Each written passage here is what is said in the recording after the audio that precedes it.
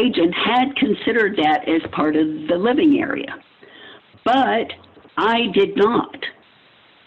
It was not to the quality of the rest of the house. It didn't have air conditioning, which is very important in this market. I did include that in the value, but it had a depreciated value.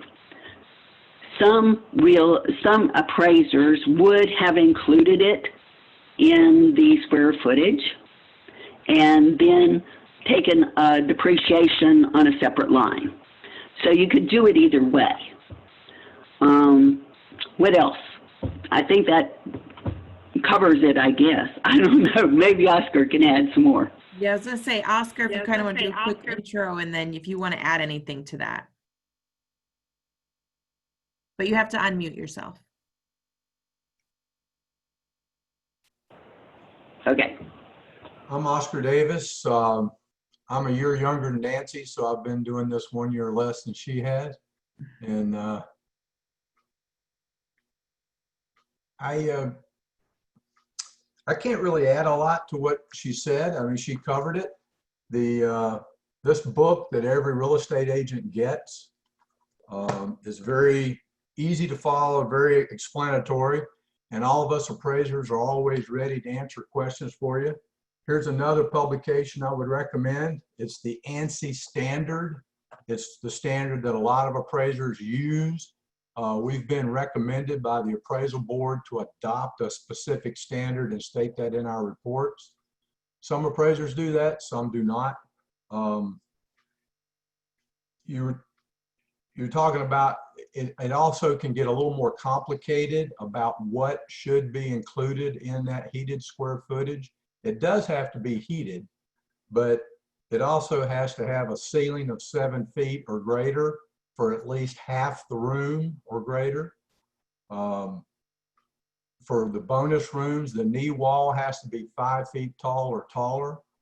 So, you know, if you've got a 4.8 foot knee wall, you don't measure at the crease. You have to go to where the ceiling's at 5 feet and measure across that way, which can be very challenging because you got to get a straight line across to where the 5 foot mark is on the other side of the bonus room. So a question that both of you mentioned, if there's an area, you know, let's say above a garage, it's not attached to the house though. Let's say it's an exterior garage and it's a finished apartment upstairs. Do we count that as regular square footage like we do the home itself, or is that a different value because it's not attached to the home?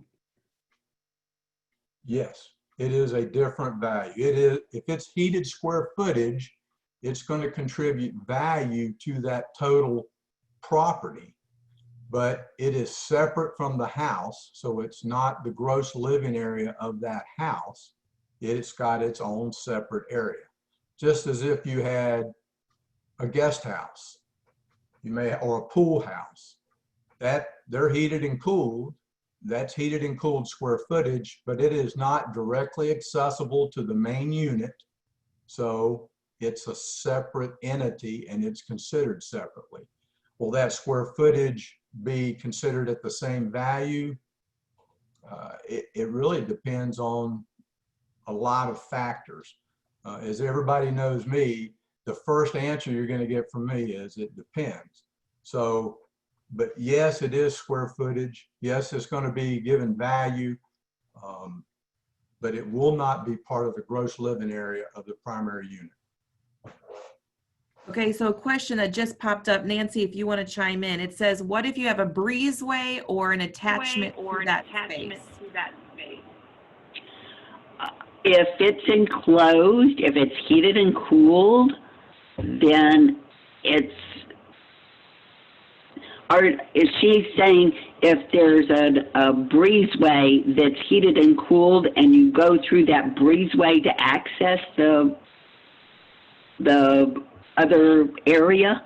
I need clarification. I think the question says if it's a breezeway, so maybe a walkway over to that other building, or if it's some way attached to the original structure, does it get the same value or is it different? it's going to be depreciated. Like Oscar said, it depends. I mean, if you had, and I have seen this, where it was enclosed, it was heated and cooled, you went from one area to the other area without going outside. And I have seen that, and there's not a lot of market data on that, so it would kind of depend on the finish of the place you were headed to. Was that finished to the standard of exactly the same way the main house was? There's so many little caveats to it that it's hard to make a clarification, a specific rule that doesn't have any leeway in it.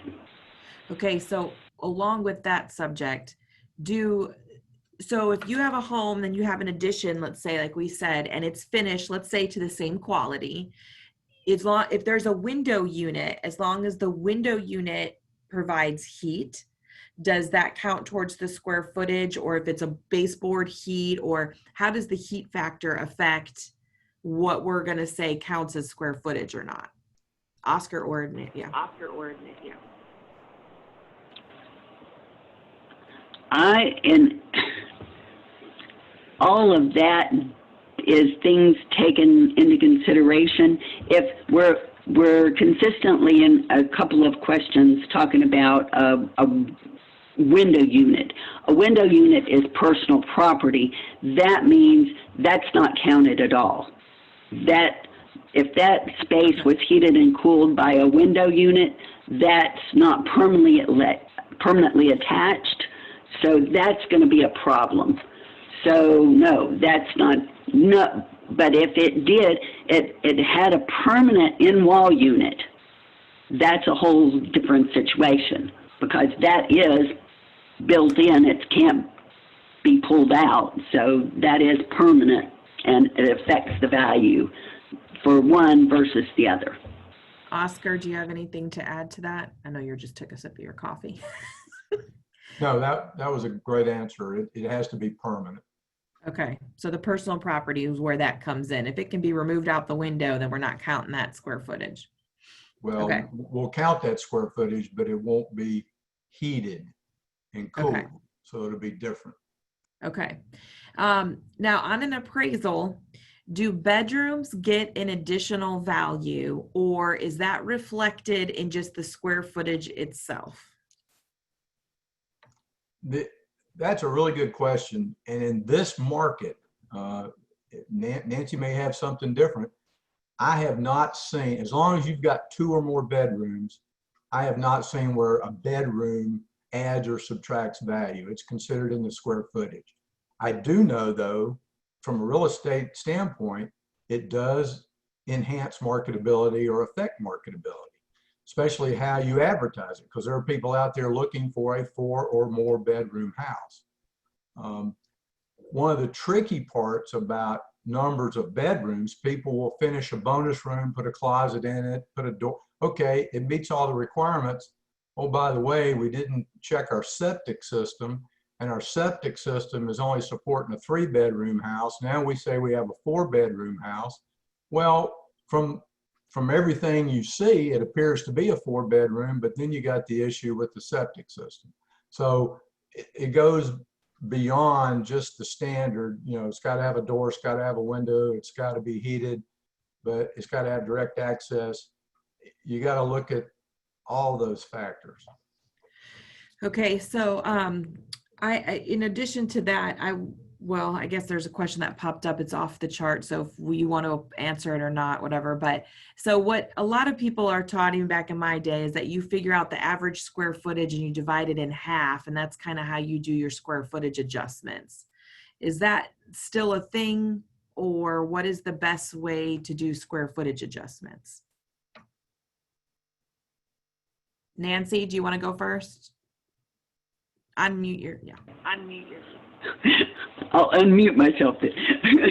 Yeah, that's pretty much how we do it nowadays. That's it.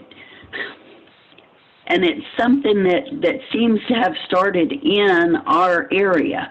I know when we, as learning to be an appraiser, we took square footage new and depreciated it, and it basically turned into some kind of a rule of thumb of taking that, because it always ended up being about that much that people, and the reason for that is basically you've got the kitchens and the bathrooms.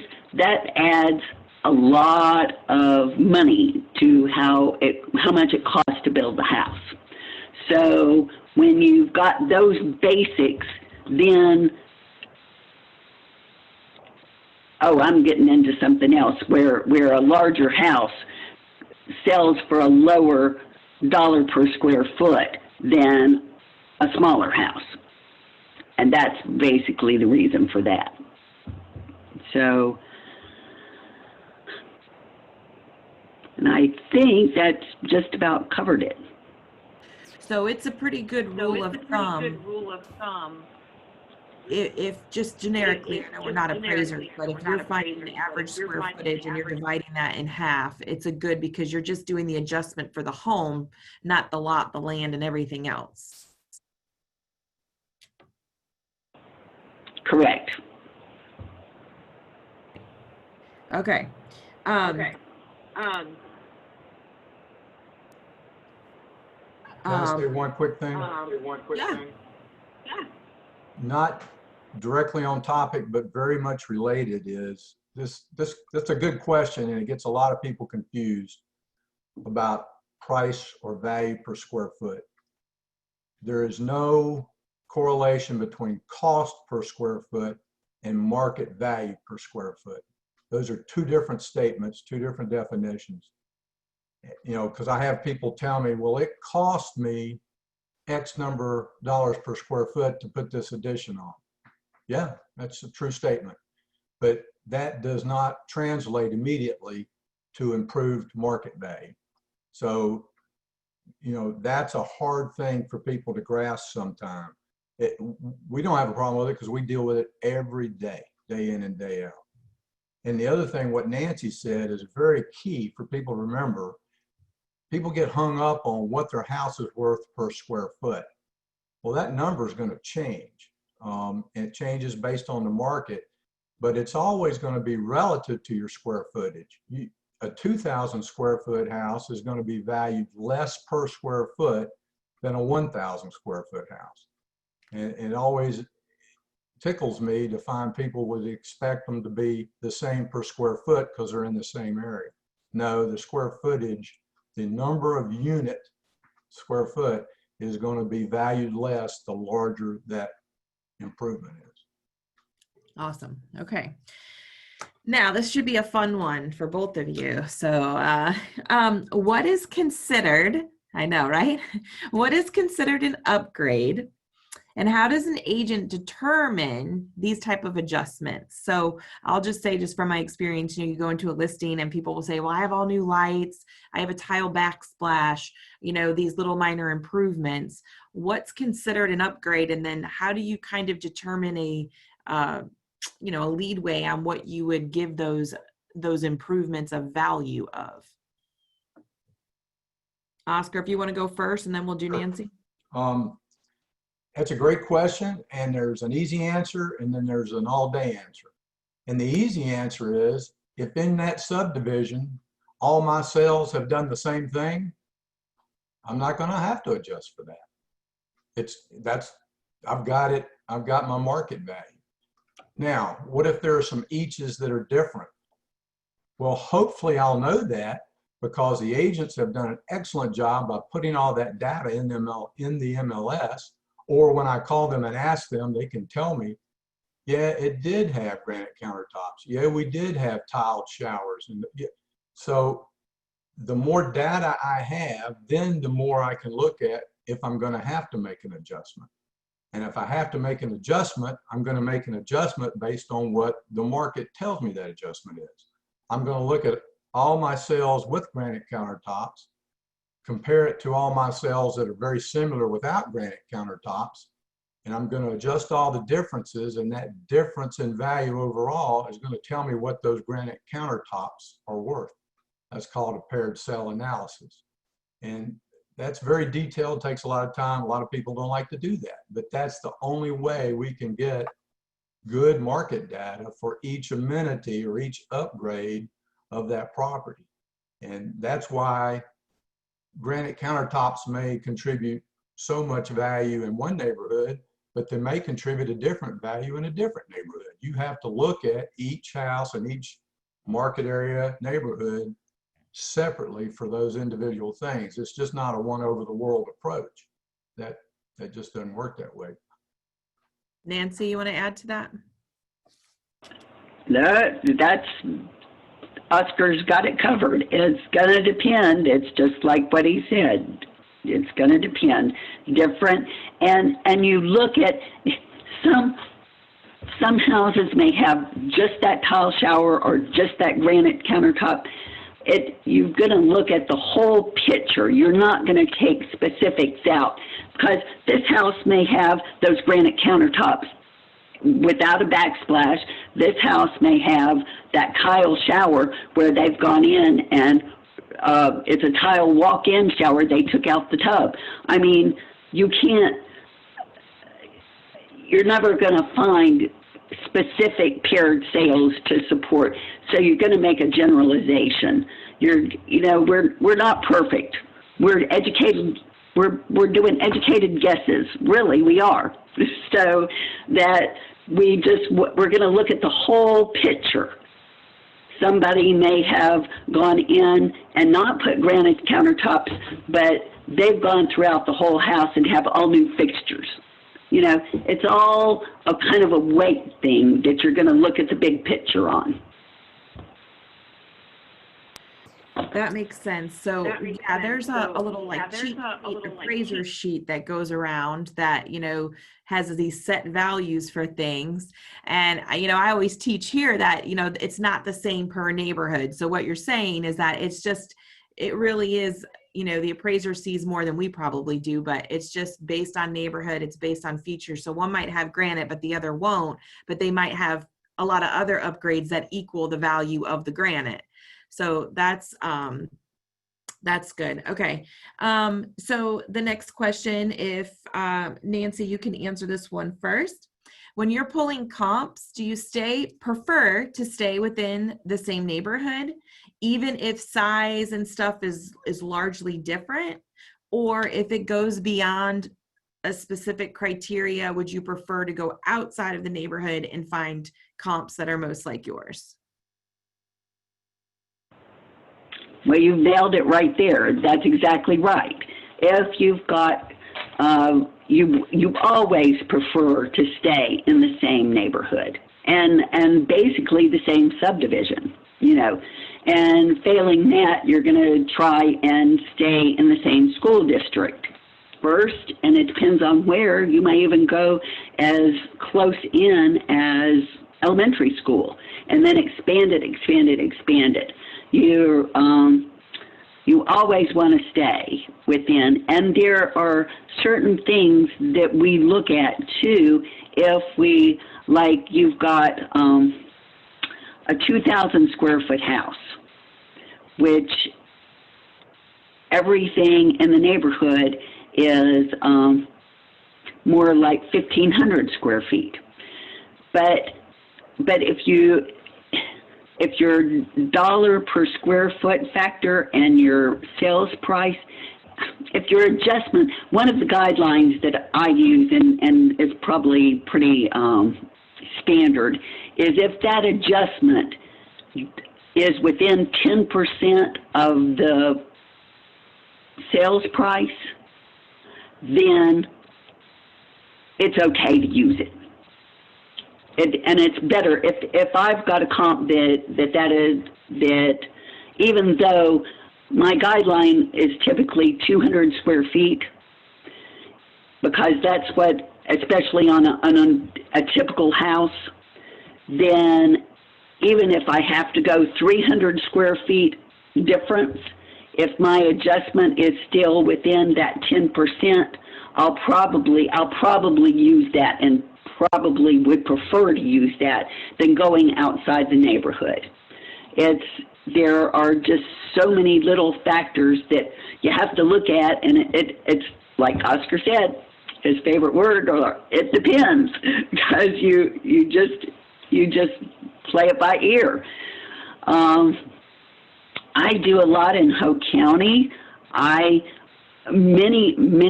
Much of the time have to look at the whole county to get comps.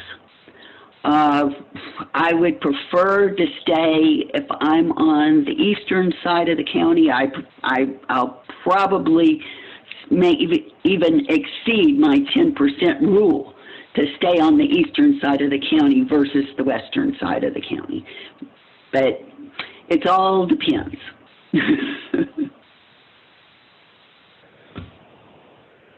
Oscar, do you want to add anything?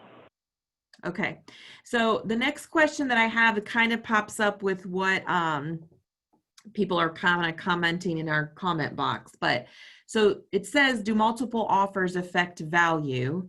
And then in addition to that, in our comment box, a gentleman wants to know, with the lower level of inventory, does supply and demand mean that they could get more for their house? So they think basically people are assuming that because you get 4 or 5 offers, you should be able to get more value. So if you could kind of clarify that. Oscar first. That's an excellent question, and it's gotten so kicked around so much. I think Frank Leader is having a meeting Thursday with the Board of Realtors and some BICs and some appraisers to discuss that. Unfortunately, I can't attend. I don't know if Nancy's going to be there or not, but it's an excellent question, and logically you want to say yes, but the problem is we're not working with listings and actives and pendings. We're working with what has sold. And so just right at face value, the easy answer is no. The logical answer should be yes. Well, but we have to have something to hang our hat on to go along with that. And even if, you know, the $200,000 house now sells for $215 because that person wanted it that bad, okay, it's worth $215, sell it at $215. It gets appraised for $205 because that's all the market will support. That buyer takes his financing at $205 and pays the $10,000 difference. That's how it works in every other market in this country. For some reason, it doesn't work here, and we need to change that. And now, guess what? You have a sale in the MLS for $215. Tragically, what I've seen is I get a request to change the sales price value on my appraisal from $215 to $205 once it appraises at $205, and now it gets recorded in the MLS as a sale at $205. So we just shot everybody in the market in the foot. That's how multiple offers can affect you positively, by going ahead and selling it for that, and that buyer paying the difference of what it didn't appraise for. I know that sounds easy because not everybody's walking around with $10,000 to put down on a house. Right, but we're also getting crazy offers. Like on a 165 house, people are going up to 180 when there's no way you could justify that in any right. So I understand that people are willing to pay it, but I see what you're saying. If we don't have anything to support that price, you can't just give it $15,000 because 4 people wanted the house. That's right. That's speculation, and we're not speculators, we're appraisers. You know? Right. You know, we do, you can get into forecasting, and you can get into appreciation and that kind of stuff, but that's not market value. You know, that's not what the lender is wanting. We're doing this appraisal for the lender, not Right. for the buyer, not for the seller, not for anybody else. We're doing it for the lender. And it's got to support what they're going to lend on that property. Okay. Nancy, do you want to add to that? just a side note, that's perfect. That's perfect. The way we try and handle it, at least I do, I try and find, this has been going on for a couple of months now, so I try and find as most recent, I'm hoping I can find April, for everything I'm doing now in June, I'm hoping to find at least 1 or 2 comps that are April and May sales. And with those sales, sometimes I can see and support a little bit higher than what I could have supported even 6 months ago. So it's a kind of a gradual thing, and an appraisal is a range of value, and if you know with the market increasing, and sometimes I'll do my 104MC, which is a thing that tells me, it's a report I do that tells me there's nothing else for this buyer to buy out there. So I will try and look at my range of value, and sometimes if there's nothing else, it does help that we can have a range of value, we can go to the higher end of the range of value. So that helps the market appreciate some, but we do have our limitations. Okay, good answers. Good answers. Hopefully that answers everybody's questions. Now, I did have a side note, so I'm trying to jump between and not go too far off. But in regards to, I'm going to backtrack a little bit to like upgrades. Do solar panels, let's just talk about solar panels, roofs, HVACs. Do those type of things have an impact on value?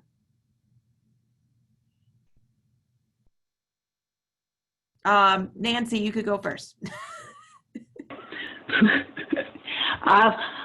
They are items that are, solar panels are a little bit different character than HVAC and roofs. Roofs and HVAC, new versus used, brand new, can lower the effective age. And it's one of those things you take into consideration. It really impacts the marketability, the desirability, I think, from a buyer's perspective, rather than, I don't see typically any market support that somebody's willing to pay more for the fact that there's a new heat and air system or a new roof on there. So it's more of an incentive of a buyer to say, oh, it adds to the desirability of the house as in instead of its value. Oscar, do you want now, to add? the solar panel type thing is solar panels and metal roofs. I continuously try and look for market data that supports some kind of adjustment for that, but to date, I have never seen it. Now, maybe Oscar has, but I have never. No, I have struggled with that too. It's just like lawn sprinklers. There's not enough data, specific data, to give you something to hang your hat on. I went to a class, a 2-day class on green building and solar panels and alternate energy and all that stuff to try to grasp what I could from there, if we could look at a cost minus depreciation or some other way of going about it. And the only thing the guy said that he knew to use until your data was built into your market to where you could start determining.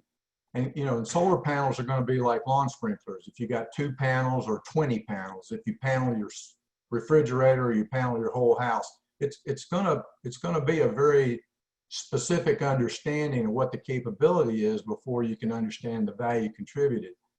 And what he was trying to say is you can look and use your power bill changes as a marketable tool to show that, we were paying $800 a year for heat and hot water. Now we're paying $150, and use that. And see, that's not really enough for us to even adjust for, but it might be something that's very marketable that somebody would say, okay, I can live with those things on my roof if I'm going to save $650 over the year. So. Okay. There is a question about the transferring of solar panels. That's more personal property and stuff, so we're not getting into that. There was a question that popped up. About if you're in a gated neighborhood and let's say everything's a large dollar amount and your house is smaller and there's no comps. Again, I guess I would say you kind of said a $200 to $300 or 2 to 300 square foot adjustment at 10%. If not, you might go outside of the neighborhood. Is that correct? If there's no comps in that neighborhood similar to yours in the last 6 months to year, at that point, if you're doing too big of an adjustment, you would go outside the neighborhood. In a normal neighborhood, yes. But if you're in a gated community, that changes the game. And oh, by the way, what else goes with that gated community? Is there a golf course? Is there a swimming pool? Is there other amenities? So if you do go outside the neighborhood, you need to find a house in a similar gated neighborhood with those same amenities. Just because it's gated, we've had popped up in the last 5 years all kind of gated neighborhoods, and that's all they are, is they're gated. They have no amenities whatsoever. Yeah.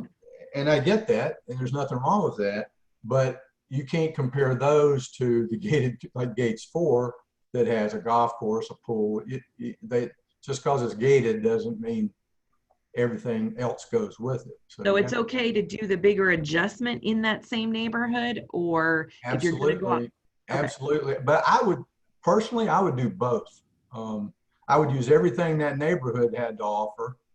And if my range was just way too big and out of whack, then I'd go find that same house somewhere else, hopefully in a similar gated community, and go from there.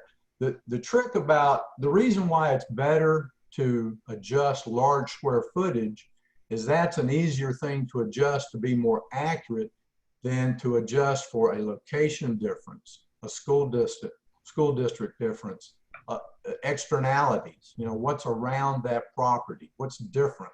So, that you can spend all day trying to figure that out on some of the properties we have. So it's easier to stay with what you know, even though it's ugly, than to go find something that appears to be closer related when maybe in the big picture it's not. Okay. I'm going to take this one to Nancy because she mentioned it earlier and people are kind of asking questions. So I'm trying to balance both of our list. And they asked, how do you kind of determine effective age then? So if somebody goes in and replaces all the major components or only part of them, how do you determine effective age, or what comps you should use within what age of home being built? Well, the most typical example of that is a flip, because typically they've gone in on a flip and they have renovated the house, and the effective age is, it never gets down to zero again, because it just doesn't. But there are some that are pretty darn close. And basically, I don't really think of it as an effective age only in comparison to other homes of similar level of renovation, because I could assign it a number as being how much it's depreciated over that time. But typically that's part of a cost approach, and we don't do that as much around here as we might, because VA doesn't require it. And so I know a lot of the other appraisers do that deal with FHA and conventional. There are some lenders that insist on having a cost approach as part of their appraisal.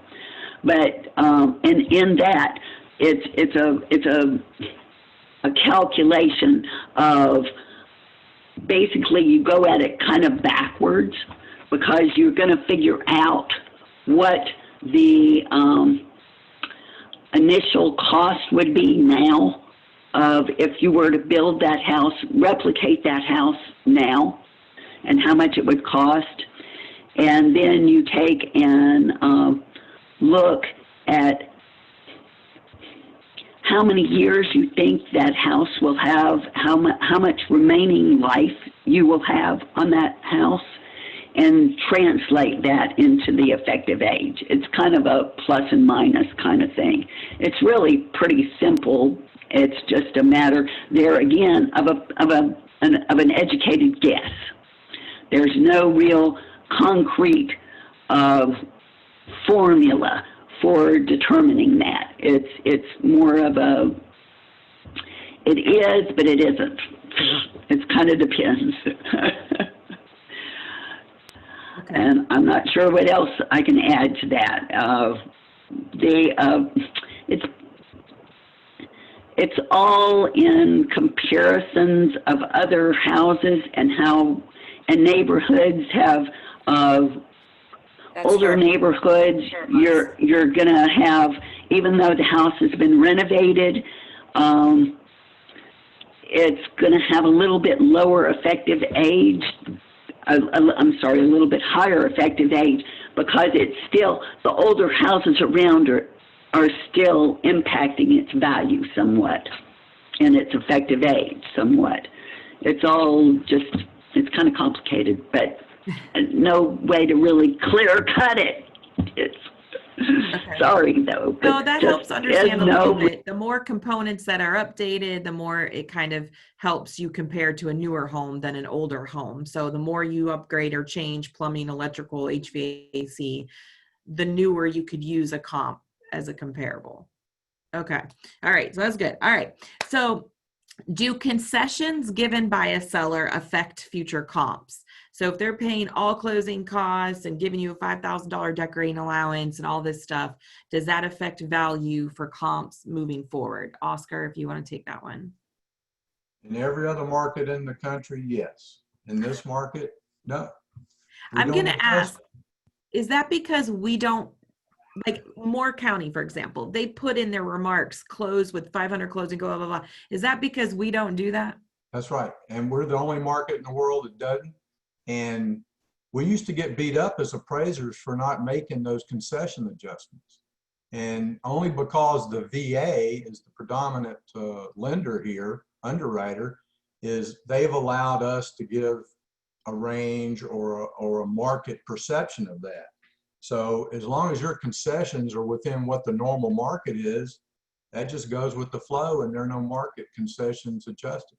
I don't like that, but that's the way this market is. We should know and understand the concessions and they should be adjusted. And then therefore, yes, they would affect the actual sale of the house and the sale of the next house, the value of the next house. Okay. Now, one big topic, I'm sure you know, is the Tidewater. A lot of Tidewater being called. I think a lot of the Tidewater being called is because what we just discussed. We're asking for 510 over, you know, contract price, but we don't have the closed sales to support it. I saw somebody in the comments say, if you have 3 sales, well, if we had 3 sales to support it, then we would be able to justify the price. But if we don't have the sales to support it, what is the best way for an agent to best present and best say, here's what we got in Tidewater? Like here, I normally say, list every upgrade that you can provide that appraiser and do your best comps on the graph and give them all the data that they know that they may not be able to see in the home. But what do you feel is the best way for that agent when you call Tidewater? For any agents on here, there's like 80 agents on here that might be new. Tidewater is when you don't get value with the VA loan. What is the best way that an agent can kind of give you, what do you need from us if we're going to help at all change that value? The most impressive thing, as soon as you ask for Tidewater, is you get a CMA and you get those sales that the agent used to price it. And in today's market, they're probably still relevant because it's only been on the market 30 days or so. And what's even more impressive, if the market is, if the property is unique and it's been on the market for a year, 8 months is you get that CMA, and then you also get additional sales that have occurred since that CMA was done to support that value. And I can't tell you how many times when we ask for Tidewater and it takes 2 or 3 days and you get a CMA or some sales and they're dated the day before. You know, I don't know if they did a CMA initially or not, but all of a sudden they're doing something now to respond to the question. Well, the question was, how did you price it to begin with? That's what we're, that's what we're looking for. Don't just throw me some sales that you looked at price per square foot and now this looks like it's going to support your value. That doesn't help anybody. Matter of fact, anybody that's had a Tidewater with me usually will find that most of their sales that they added will get added to the report, and they usually don't support their value. So the only time I don't add them is when they're just too outlandish to even waste the time to consider. Like they're in a different market, or they're a new house compared to an existing house, or it just, you can't justify considering. It's not a comparable sale. It's a sale, but it's not a comparable sale. Nancy, do you want to add to that? Yes, I would love to, because I would like to let people know that about 50% of the time when I call a Tidewater, all I get is cut sheets. And it doesn't help you to send me just cut sheets. I want to know where you are coming from. I want to see, and a significant portion of the time when I get a grid with no adjustments on it, not even a square footage adjustment. I mean, it's really, if you want me to really take serious that you are serious about how you're supporting that price that you listed that house for, the first thing I want is a real CMA, instead of like, and like Oscar said, a lot of times we get one that was just generated yesterday, and okay, is that how you priced it? I don't know. So the best thing you can do is at least make an attempt to show me how you got that value price. I will say that's a good point. In fact, I think a lot of agents do create a new CMA for you versus submitting maybe their old original one and their new one, so I think that's, if anything I got out of it, I just learned something like that. Just send the original one I did, because that's going to show you how I got value at that time, which might be a good consideration. So that's a good point. I think you're right. A lot of people go in and just generate the quickest one today. And that's the same thing you just did in a way. So it would be good to see our perspective from a month ago or 2 months ago. So thank you for that. And I agree. I see CMAs too with no adjustments. I don't understand that. But anyway, so we have a few more minutes. I'm sure I'm trying to get all the Q&A as we're going. So hopefully there's not too much at the end. But what about repairs? So I'll just throw out 2 things, and maybe you can kind of put them together. What kind of repairs should we look for that are predominantly should be on, or we would be common to see on an appraisal evaluation? Is there a rule of thumb or anything like that? And secondly, is it okay for agents to contact you as a listing agent? So I don't know if you want to work those 2 together, but Oscar, if you want to start, and then we'll have Nate. Okay, I'd be glad to. Yes. First off is, what kind of loan is it? Is it a VA, FHA, or conventional? Unfortunately, we look at those properties based on the loan that we're doing as far as repairs go. VA and FHA have more stringent guidelines and are looking for more satisfactory properties than a typical conventional loan. That's why you'll find, well, we bought it 3 years ago, and it was bought conventional, and they didn't require that. Now it's selling VA, and it requires that. Repairs are, you don't, if the house was built before 78 and it's got any peeling paint, you got a lead paint concern. That's a biggie. you want the property to be safe, sound, and secure. So any of those three things are keys right off the bat. If it's not safe, sound, or secure, there's going to be a repair. You know, I saw some steps that were, you know, one of these drop-down living rooms, and they just redone it with laminate, but they didn't edge it properly. And they couldn't believe, they just had redone the floor. Why would I call for repair? Because when I stepped on it, that molding flipped off and I about fell and broke my leg. So if it's not safe for me, it's not safe for the people buying the house. So safe, sound, and secure is number one. And then beyond that, it's just maintenance. And does it work? Does it not work? Is it properly maintained? Should it be painted? If it's outside, there should be no exposed wood on any property. It should be painted or stained, period. If it's flaky, it's going to be a condition or a call for a repair. The cost of repairing your house, if you spent $1 for your house and 50 cents to repair it, you don't have a $1.50 house now. It just doesn't work that way.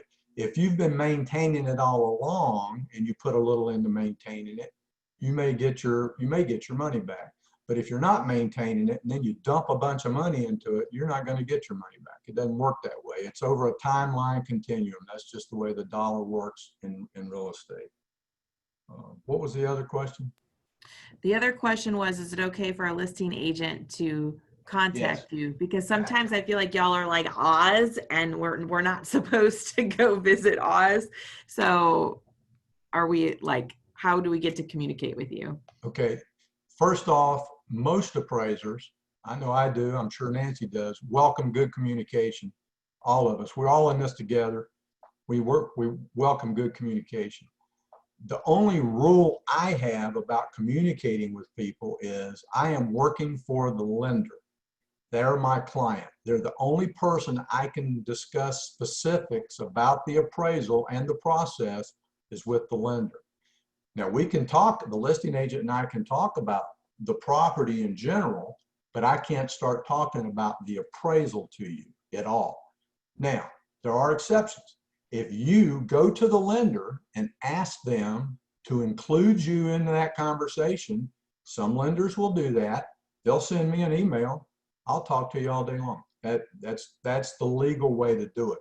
Now that's from appraiser's perspective. If y'all have got different rules, I'm not aware of them, but you can talk to us. I talk to agents every day. I text agents and get text back every day. A lot of times it's talking about repairs.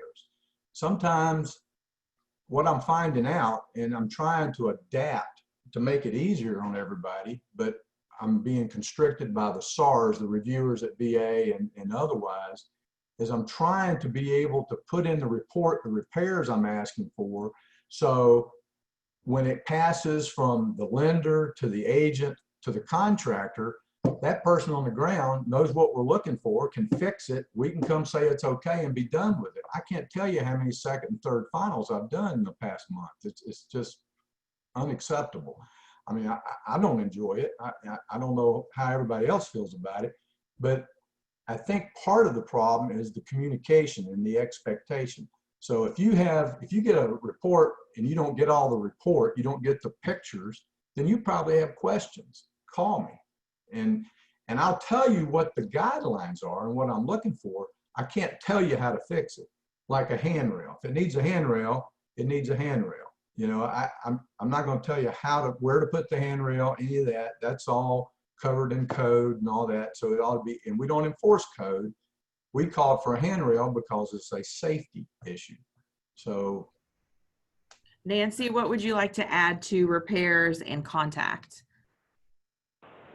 I don't think I can add much to what Oscar said because it really, I'm so frustrated sometimes feeling like I wish the lenders would furnish you the pictures because I put details on those pictures hoping that, you know, this picture is of the window in the front bedroom to the left, you know, but you don't get it. So you don't know, and I try and be specific in my comments as well, but that's why we end up going back more than once, because there's a lack of communication, I think, between lenders and realtors, because a lot of times it's the listing agent that needs the portion of the contract that shows the portion of the appraisal that shows all that, but even the seller, the buyer's agent doesn't get the whole thing, so that she or he even knows what needs to be fixed. So it's just a kind of a breakdown, and I don't know how we'll ever solve this. But we try. We really do try. Okay, my last question. We'll start with Nancy. You can answer it first. But what is the biggest, I guess, error that you're seeing agents do in either pricing or measuring, or, I mean, is there any kind of word of advice that you see maybe over and over and you're like, they're counting this and they shouldn't be counting this, or the comps they're picking are way too big or way too small? Or what is something that maybe sticks out to you that you could give as like a word of advice of what you see that might be a deterrent or not being done the best way possible? And measuring, are you seeing agents measuring? So if you ask for a measurement, are you seeing that? Unmute your thing. Sorry, I didn't know I got muted. Most of the time, I've been pleasantly surprised lately that I am seeing, when I ask for a sketch, or I'm seeing that more agents, it seems to me, are sketching the house than they have in the past. But the question is, what is my pet peeve per se of what I get, what I'm seeing out there?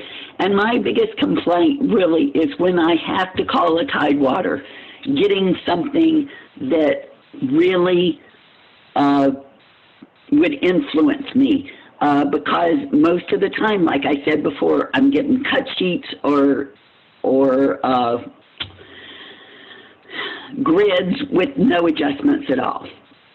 That's the biggest thing I see is that disappoints me. I think most agents are doing a really, really hard job in this market as well. They're trying. The only time I see is when sometimes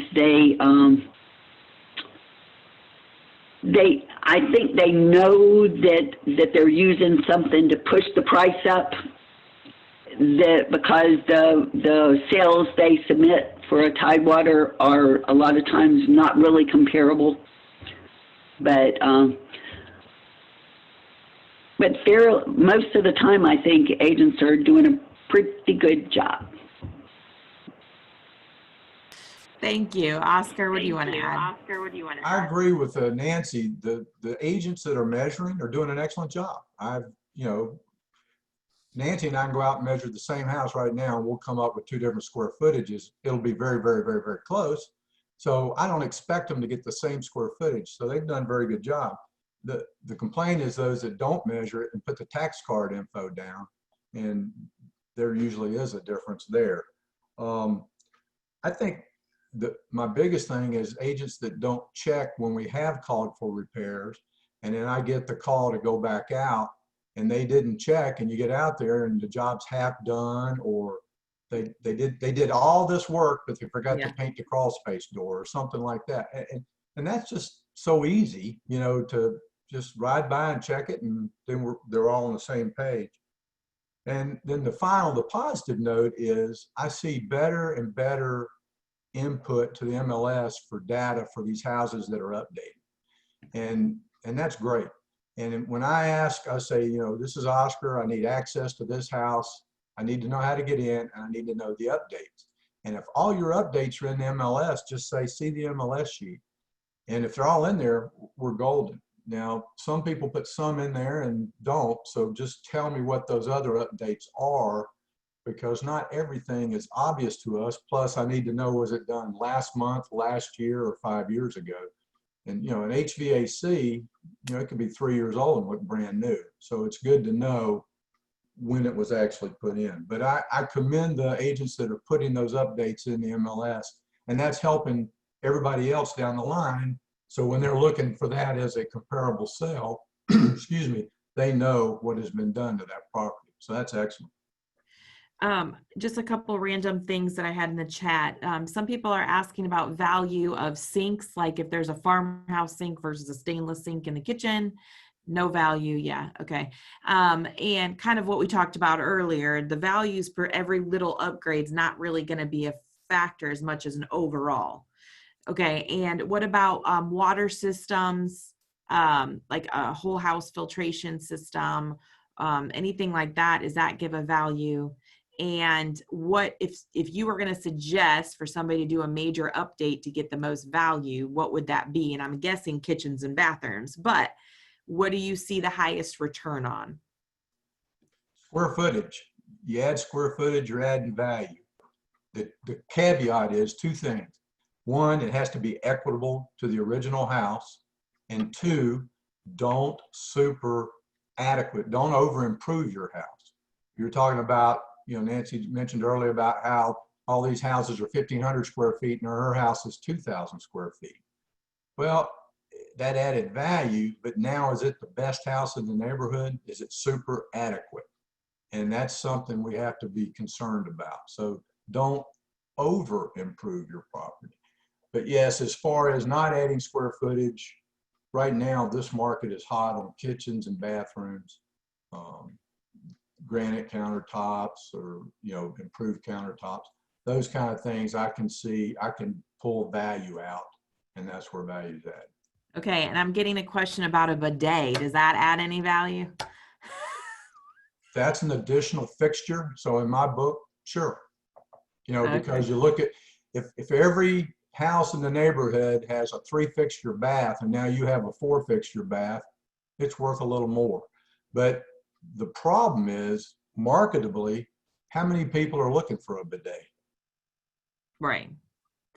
Okay, so I'm going to give a second if anybody, I've tried to answer all the questions as they've come on. I know we went a little over time. We got started a little later. So I'm going to see if anybody, oh, they asked about the generator or a water system. Does that give any value? Nancy, do you want to answer that? To date, just like those, that metal roof that I think is sought after by a lot of people, whole house generators are becoming more and more popular, and they're very costly. To date, I have not seen enough market data with sales with a generator to support a specific adjustment, but myself and I bet a lot of other appraisers take it into consideration mentally. So in that value range, I may go to the little bit to the higher end of the value range to compensate, because I do think I have one. I know what it does for you. I know people would be willing to pay more. Almost like a swimming pool. It's not adding dollar per dollar, but it sure, I bet, is going to add some value to your house. It's so just, you've got to have, as appraisers, in-ground pools and concrete patios.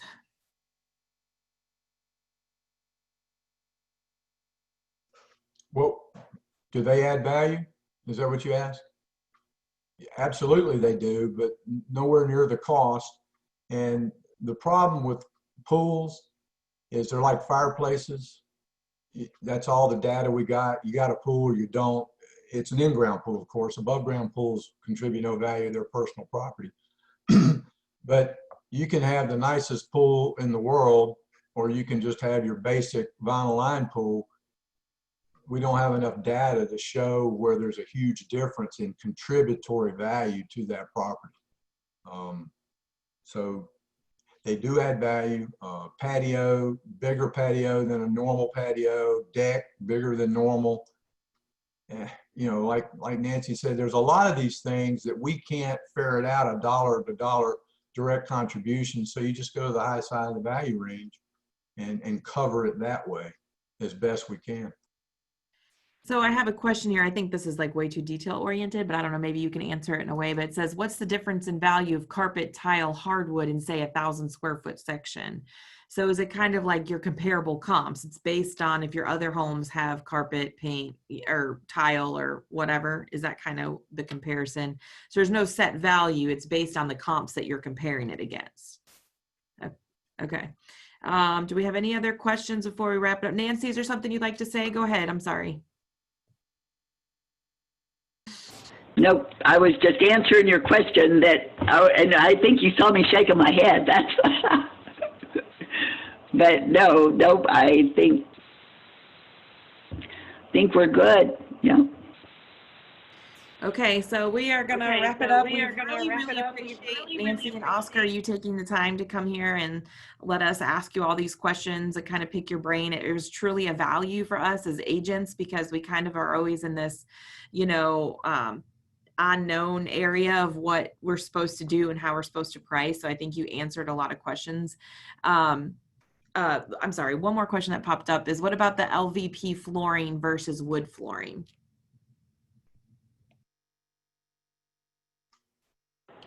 I haven't seen a value Just difference. Go ahead.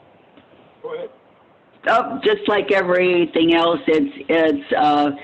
I haven't seen any difference in value. I haven't even seen in construction a difference where they are charging more for a house with the new vinyl plank flooring versus what they charge for a laminate, a nice laminate. Have you, Oscar? No. Okay, so thank you all both very much. I can't tell you how much we appreciate it. The comments in here are thanking you a lot about taking your time to kind of sit with us and talk about it. So we really can't thank you enough. So thank you. And if there, you know, everybody's saying thank you. So we appreciate it. And hopefully we can do these more often so we can all kind of get on, you know, we can all be working together to solve some of the issues that we're having. So I think what takeaway that everybody can take is kind of more information in their MLS sheets, giving more details of upgrades, things of that nature, and then providing accurate CMAs with adjustments and kind of things of that nature. So again, thank you very much. And we appreciate it. I don't know if Zan needs to say anything before we hang up, but. Nope, I'm good. I appreciate everybody's efforts and we will do this again next month. All right. Thank you, everybody. Have a good week.